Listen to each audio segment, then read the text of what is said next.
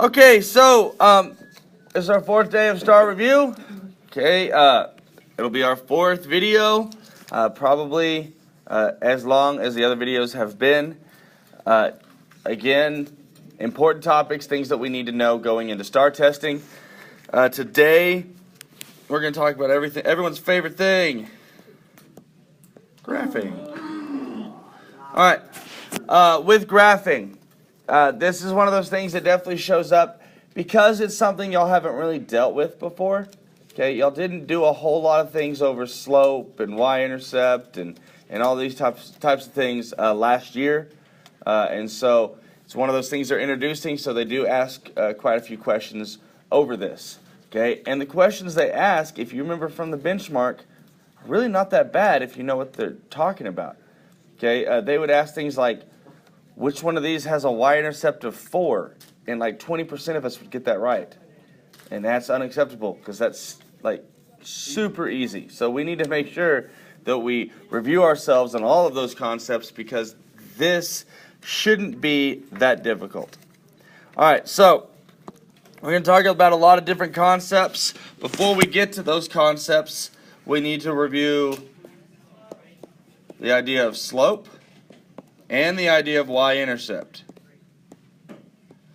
Okay, talk about y-intercept first because it's always the first thing that I look for because it is the easiest thing that we do. Which one of these is the y-axis? The one that goes straight up. Yeah, the one that will have a y next to it because it will have a y next to it. Okay, it's the up and down line on the axis. Our y-intercept is wherever the line graphed crosses the y-intercept. Right there. That's it. That's the y-intercept. If they tell you the y-intercept is 4, you want to find the line that crosses through 1, 2, 3, 4. Alright? If that seems like it was very oversimplified, it's not. It's that simple. Okay? It's where it crosses that line. Okay? I still have some kids that I've asked this past week what a y-intercept is, and they kind of just look at me with their eyes glassed over. So make sure you hear that, because that's not hard. It's wherever the line passes through the y-axis. That is the y-intercept. Okay? An intercept is where two things cross. Okay? An interception is where a football defender crosses where the football is and takes it away. Okay? So a y-intercept is where we're going to cross, we're going to intercept the y-axis. Slope tells us how steep a line is going to be. Now, to review a concept from way back when, how do we read lines on a graph? X first. Well, I mean, it'll be, this is your x and this is your y. If I give you this graph, all right, is that going up or down? Oh, it's going down. It's going down. It's going down because how do we read lines? Because it goes From left to right.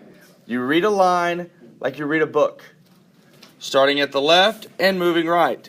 Okay, it's important that you see that and you know that because if you look at this line from left to right, it's going down. If you mess up and don't know what you're doing, it looks like it might be going up.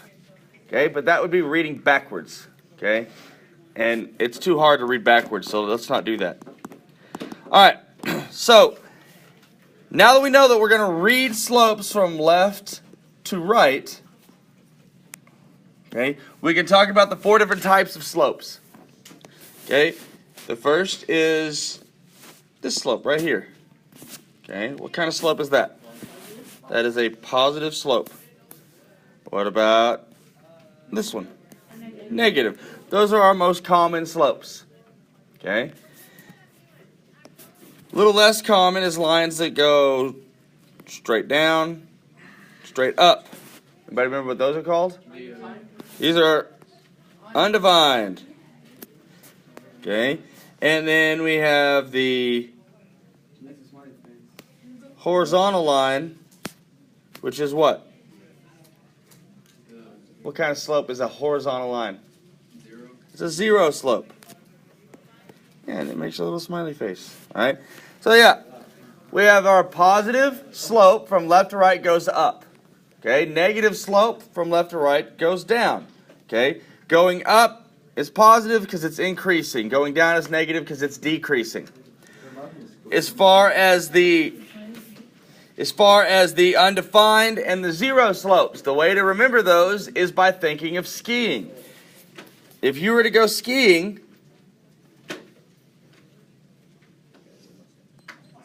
on that slope right there, how fast would you move? None. You would not move at all. You would go 0 miles per hour.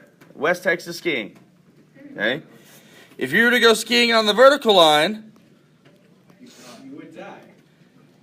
you would die, and you would therefore be undefined. You would be going fast. All right? You would be unliving. Okay? So that'd be undefined. Okay? It's good to know and be able to recognize the different types of the different types of slopes. Okay. All right. So the next thing that we're going to look at, now that we that's the basics of the y-intercept and the slope. Okay. Which leads us to our slope-intercept formula. Okay, which is the thing that we've seen over and over. Y equals mx plus b. Okay. Now, I kind of wish that the formula would have been written as I wish it would have been like this, because then it would have been easy to tell that that's slope and then that's the intercept. But they didn't do that. Instead, some reason M stands for slope and B stands for y-intercept. There is no M in the word slope. There is no B in the word y-intercept. So why they picked those letters, I don't know. But we need to make sure that we know that the number in front of the x is our slope. Okay? Now, what if it's just an x? What if it's y equals x plus 2? Then it's like a zero. It's a zero slope, and it's just like. The only time we'd have a zero. Okay, I'm getting ahead of myself. If it's just y equals x plus 2, it'd be a 1. If it was 0, then the x wouldn't be there, right? Because 0 times x is 0. It'd go away. Okay? So an example of a line that has a 0 slope would be y equals 5. Because there's no longer an x anymore. There's 0 x's, right? Okay, so that would have a 0 slope. But y equals x plus 2, there's still 1 x left. Now there's no reason to put the 1 in front of the x, because 1 times x is going to just be x. So they don't put the 1 there. But you need to remember that is still a 1. Okay? So the slope is our m, and the b is the y-intercept. Now, another good thing to remember, and we're going to talk about slope a lot more on the next slide or whatever, but slope is always should always be kind of written as a fraction. All right, because we want to talk about rise and run. Y'all remember doing rise and run? Yes, sir. All right. The top number, the numerator, is how much we're going to rise, up or down. The bottom number is how much we're going to run, left or right. Okay? So we normally want to write our slope as a fraction. Okay, so if it was y equals 3x plus 1, all right, how could I write that slope as a fraction? What is the slope, first off? Y equals 3x plus 1. 3 over 1. 3 over 1. It'd be 3, and we would write it as 3 over 1. And now we have a rise and a run. Okay? So whenever we had the example where it was y equals x plus 3, our slope would be 1, and we could write that as 1 over 1, because that would be rise 1, run 1, rise 1, run 1. Make sense? All right, and we'll see that here in just a second. Okay? But you saw on your benchmark that there will be problems where they will give you a line on a graph, and they'll say which one of these formulas represent this line. Okay? And the first thing you should do, let's say this is the line they give us. The first thing that I should do when I'm looking at that line is I should identify what? What's the first thing I should look for? The y-intercept, because it's as easy as going right there, whatever that number is. Okay? And if it's 2, then I should look for the equation that has plus 2.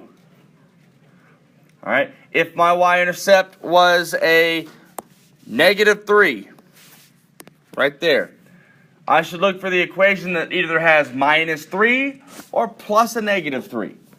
And usually, you will be able to eliminate 2 answer choices right then, because only 2 answer choices will have the correct y-intercept.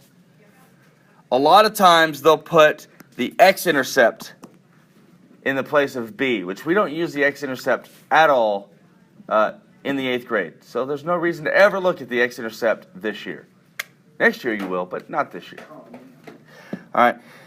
So we need to be able to identify the y-intercept first, because then we can eliminate our answer choices down to 2. Okay? Now, I'll tell you, on the benchmark, which was last year's STAAR test, we had 2 different questions that did this same thing. They gave you a line. They said, which of these formulas match this line? Both of those, you were able to eliminate 2 answer choices based off the y-intercept on both of them. So both of them, just by knowing the y-intercept, we have a 50-50 chance. Then, on both of them, one of the slopes was positive, one of them was negative. All right? And so all you had to do was say, well, that slope's going up. It's a positive slope. So you didn't even have to figure out what the slope was. You just had to know the y-intercept and the fact that it should be positive, and that would have given you the right answer. All right? Or know the y-intercept and know the fact that the slope should be negative. That would have given you the right answer. And again, we had like 55% get that right. That should be gimme problems. Okay? You keep hearing me say that term, you go watch videos the last few days. You'll hear me say gimme problems. All right? To pass a 60-question STAAR test, you need to get about 25, 26 questions correct. All right? If there's 15 to 16 gimme problems that are automatically going to get correct, that's awesome. You are on the road to passing right now. Okay? But we've got to make sure that if they're going to give us a problem that's framed that easily, that we don't miss those because of dumb mistakes. Okay? And so knowing this stuff right here ought to help us out. Now, y equals mx plus b. The m is the slope, the b is the y-intercept. I want to focus a little bit more on slope. Now, we've already said that slope is rise over run. Okay, so if we're given a graph, and I'm even going to change this to a graph. All right, and we have this right here, and I'm going to give us a line. Let's do this right there. All right. First off, without even looking at the numbers, what can you tell me about that line? It's a positive slope. All right? We know right away that it's a positive slope. I know it's going to be y equals a positive number, x, plus, well, yeah, my line's not very good, but it looks like it would be about 2. So we want a number that's around 2, because mine doesn't go right through it. But yeah, I'd say 2 is a probably good answer. That's what I was trying to make it. I'll say that. So right here, I already know what I'm looking for as far as those things. Now, let's say you had 2 different answer choices that both had positive slopes and a y-intercept of 2. Then we need to be able to solve the slope. Okay? And all we have to do to solve slope is you need to pick any 2 points that go directly through one of these corners on the graph. Okay? Now, I know that it goes directly through this corner right here because I started it there. Okay? We just said y equals 2. All right? And I'll just show you what I was going for. I wanted it to go through each one of these. Okay? So it should have gone right. No, that's not right. Sorry. I just didn't draw a very good line here. I know that this is a good point, and I know that this is a good point. So those are the 2 points I'm going to use. All right, so my slope might not be up 2 over 1. Let's see. All right, so I pick any 2 points. It shouldn't matter what 2 points you pick. Okay? if it goes through 6 different corners, you can pick any 2 of those 6 points, and it's going to give you the correct slope. All right, so to find slope, we've already said that it's rise over run. What direction do we move? Left to right. Okay, so I'm going to rise first. All right, I'm going to be going up. 1, 2, 3, 4, 5, 6, 7. So I rose 7. I ran 1, 2, 3, 4. 7 over 4 is my slope. Now, y'all said 2. Remember, I said it doesn't look like it's quite 2. Well, 7 over 4 is actually 1 3/4, so that's pretty close to 2. All right. So let me do another one. Let me try to make it to where I have better lines than the terrible lines I drew last time. All right. This might take me a couple tries because I'm going to nail it this time.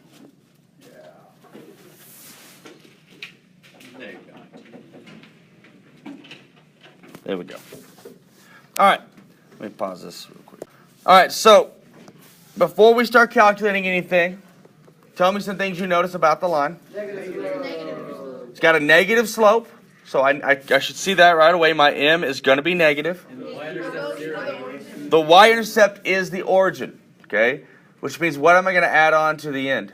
Nothing, all right? It's plus 0, which I'm not going to write. So now I know I'm looking for an answer choice that doesn't have anything added or subtracted onto the end. And I'm looking for a number that has a negative number in front of the x, okay? Just by knowing those little details, you're giving yourself the best chance of just guessing the right answer. But problems like this are so easy, we should need to guess anyway. Again, we can pick any 2 points. That's a good point. That's a good point. That's a good point. That's a good point. That's a good point. All right, you can pick any 2 of them. I always try to pick 2 that are close together, okay? So, moving left to right, I need to do rise over run. So 1, 2, 3. So what was my rise? 3. I went up 3. Negative 3. We went down, so we got to put a negative 3. And then I went right 2. Okay. So negative 3 halves would be my slope. So I already know that it's y equals negative 3 over 2 x. No need to add anything because the y-intercept was 0. All right. Now, at the same time, they can't test you on this on the STAAR test, but it's good to know because it sometimes makes things easier. If they give you an equation, let's say y equals 2/3 x plus 5. They could say which one of these graphs represents y equals 2/3 x plus 5. Okay? In fact, they did ask this on the benchmark. They give you an equation. They want to know which one models that equation. What's the first thing I should be looking for? The y-intercept. 1, 2, 3, 4, 5. It should cross right there. And if the line doesn't cross through right there, I'm marking it out. I'm eliminating it, and you should get rid of half of your answer choices right then. Because I promise you, they'll have 2 answer choices where the line goes through x equals 5 right there. And that's nothing. We don't do that. So we should be able to eliminate those right away. The next thing that we're looking for is what? We want it to be a positive slope. I want to see a line going upwards. Okay? A lot of times you can find your answer right there. But maybe they have 2 positive slopes with a y-intercept of 5. Shouldn't make things too easy. Now, our slope is 2/3. We're going to rise 2 and run 3. Now, that would mean we go up 2 and right 3, correct? Can I go up 2 and right 3 here? No, I'm kind of out of room, right? I mean, you might be able to write a point somewhere on your paper kind of where it would be. So you go down to... Yeah, I'm going to have to do the opposite because that's where all my room is on my graph. So what would be the opposite of rise 2 and run 3? Down 2 and left 3. Okay? And you can check yourself from that point that I just made. All right? That's rise 2 and run 3, right? So that fits the equation. If I were to put another one, rise 2 and run 3, it would be right here. Whoop. All right, which is going to give us this line right there. All right, so it's good to be able to go from equation into a graph. You need to be able to go from a graph into an equation. Okay, I think it's easier to go from a graph into an equation, personally, which on the STAAR test, if that's the only skill you know, that's all you really need, because they're going to have answer choices. Okay, all right, so let's focus in a little bit more on slope. Okay, we just talked about slope with graphs by doing rise over run. All right, there's different ways to do slope that we need to be prepared for. For example, they could give us coordinates. Let's say it's 5 and 4 and 7 and 2, and they can say, what is the slope between these 2 points? Now, there's a couple ways of solving this. The first way is to get the graph paper that you are given during STAAR test, draw the graph, plot the points, find the slope. Okay? That takes a little bit longer, but if you're comfortable doing that, do it. Do it the way that is most comfortable for you. Okay? Draw out the graph. It takes no time. All right, you have 4 hours. You have plenty of time to use that graph paper, draw the points, figure out the rise and the run. And that's great. I'm all for it. If you run out of graph paper, you can ask for more. Okay, so don't let that be an issue. That being said, if you don't want to draw the graph, this is the method they give you. If you look under your formula chart, it'll say slope equals y2 minus y1 over x2 minus x1. This is a formula that is given to you to solve for slope. What this is saying is to take my second y. All right, what would my second y be?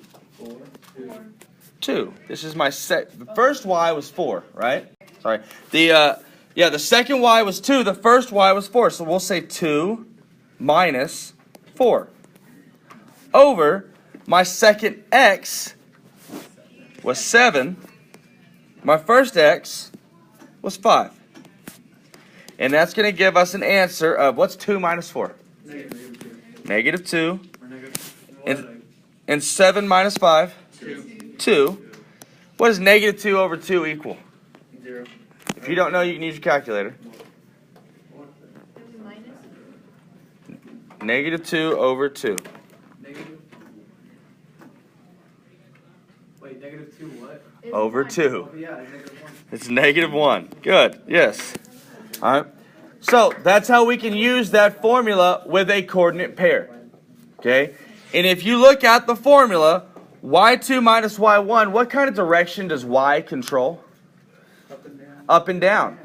So by taking the 2 y's and subtracting them, I'm figuring out how much it went up and down. I figured out my rise. x2 minus x1 finds the run. So it's still rise over run, but it's doing it with a formula instead. So you can use that formula on the formula chart if they give you 2 coordinates if you want to. Again, if you don't like that formula or it confuses you, draw the graph. There's several ways to get the right answer. All I care about is that you get the right answer. I don't care how you do it. Okay? Next thing they can do, or the last thing they can really do, is they can give you a table. Okay, and they can put 1, 2, 3, 4, let's say,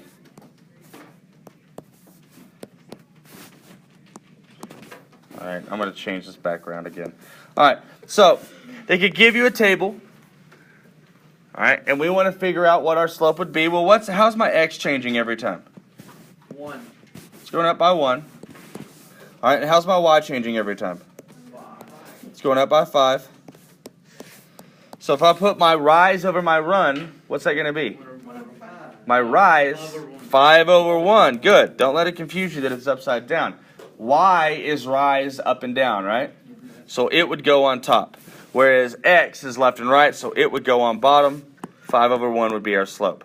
Okay? So that leads me into our calculator trick. I taught you this calculator trick a long time ago. If you're watching the video and don't have a calculator, this part of the video is going to be tough. So it is what it is. But if you're in this classroom, you have a calculator in front of you that has batteries miraculously, then you should be okay. we can always go from a table or 2 points, and we can use our calculator to help us solve it. All right, let's say we have 0, 1, 2. All right, I'm just going to do those points. And let's go, let's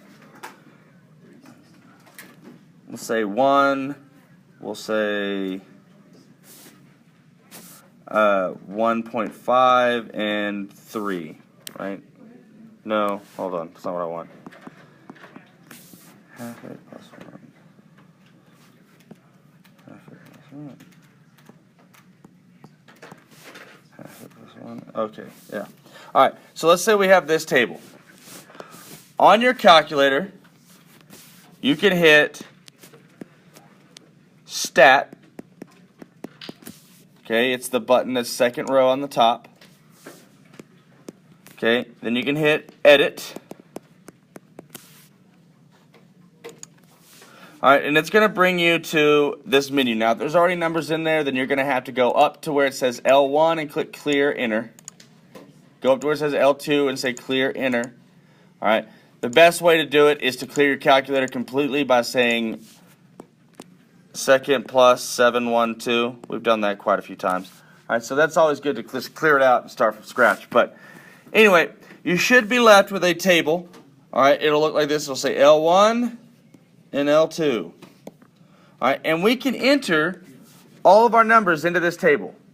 The left side is our X. So I'm going to put 0, enter, 1, enter, 2, enter. And then I'm going to click over to the right side where it's L2, and I'm going to put 1, enter, 1.5, enter, 2, enter. And so now, my calculator knows this table because I've put it in there. Okay, so now I can go back to stat. Okay, I can go over to where it says calc. All right, so I just move over to the right. All right, and I can hit the linear reg. All right, you can see down there it says AX plus B. That looks really similar to the Y equals MX plus B, right? So I can hit enter, enter, enter, and it tells me my formula is going to be Y equals 0.5X plus 1. Okay, so it goes from a table straight into the equation using the calculator. All right. All right. If they give you two coordinates, let's say they give you 2 and 1 and negative 3 over 8. Or not over 8, negative 3, 8. You can do the same thing with it. You can go to stat, edit. And under L1, I can put my x's, 2 and negative 3. And under L2, I can put my y's, 1 and 8. And then I can go calculate the linear reg, and it will give me the equation for this problem right here. All right, I don't know how pretty that equation will be because I just made those numbers up, but you can do that. All right. So that's going from a table or coordinates into your graph. All right. If you want help graphing, you can go to y equals. You can type out whatever your graph is going to be. Okay, let's say they give you y equals 2x plus 1. I can say 2x plus 1 in my calculator, and I can click graph. Now I'm going to see what the graph should look like. Okay, that doesn't really help me that much, but it helps me a little bit. Okay, especially if we're trying to pick which one it should be, it's going to give you a pretty good idea. But what I can do is I can say second graph, and that's going to bring up the table. And the table is going to show me that it should be 0 and 1, 1 and 3, 2 and 5. And it's going to go on and on and on. It's going to give me all the points on that graph. And I can use those points to go from the equation to actually graphing it. Okay, so those are all some calculator tricks. All right, for slope. All right, now that leads me to what's called systems of equations. Okay, we did systems of equations for a little while, and you guys actually did a pretty good job of it. All right, they give us two equations, y equals 3x plus 5, and y equals negative 2x, we'll say plus 6. Okay, something like that. All right.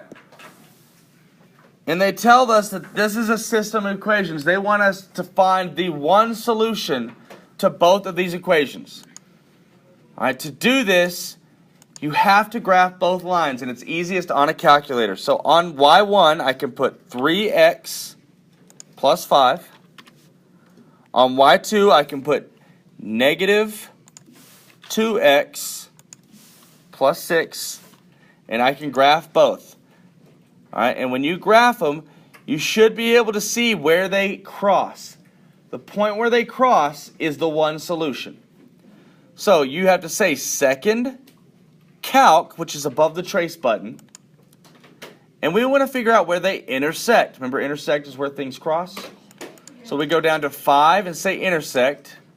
You say enter, and it tells you that they intersect where x is 0.2 and y is 5.6. So this coordinate pair is the solution to that system of equations. All right. If that wasn't on your benchmark, it probably won't be on the STAAR, but if it is, all right. A lot of times they graph both of them for you and they ask for the solution, and all you got to do is find where they cross. Okay, so what I mean by that is they'll give you this, and they'll say, what's the solution to this system? And you just got to give them the coordinates right there where it crosses. All right, so that's not too bad. Let's see, last thing I want to talk about, and then we're done. Proportional relationships and direct variations. Those are the same things. If it varies directly or it's a proportional relationship, it means it's the same thing. Now, what two things does a proportional relationship or a direct variation have to have? A straight line. A straight line, it's got to be linear, Has to go through the origin. and it's got to go through the origin. That is proportional. That is proportional. That is proportional. Straight lines through the origin. Okay? If it doesn't pass through the origin, not proportional. Okay? If it's a crooked line, not proportional. Proportional, direct variation mean the exact same thing. The other thing they ask along that line is whether or not it is a function. Okay, we will talk about functions a little bit more tomorrow, I hope. And functions are where we have one input, gives us one output.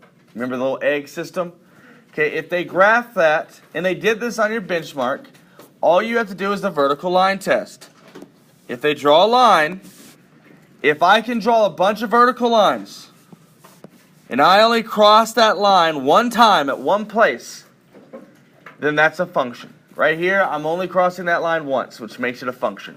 It's not proportional, but it is a function.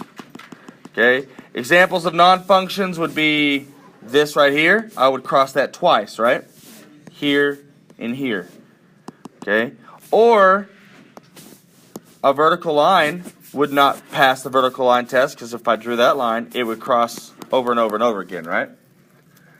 So, functions and graphs pass the vertical line test. Guys, that's the important highlights of graphing, okay? And I think graphing is going to be a big part of it because it's something new from this year, and they just gave you graphing calculators for the first time. All right, so graphing is probably something that you need to have at least a basic knowledge of going into this test. Questions there? All right, that's the video. 34 minutes.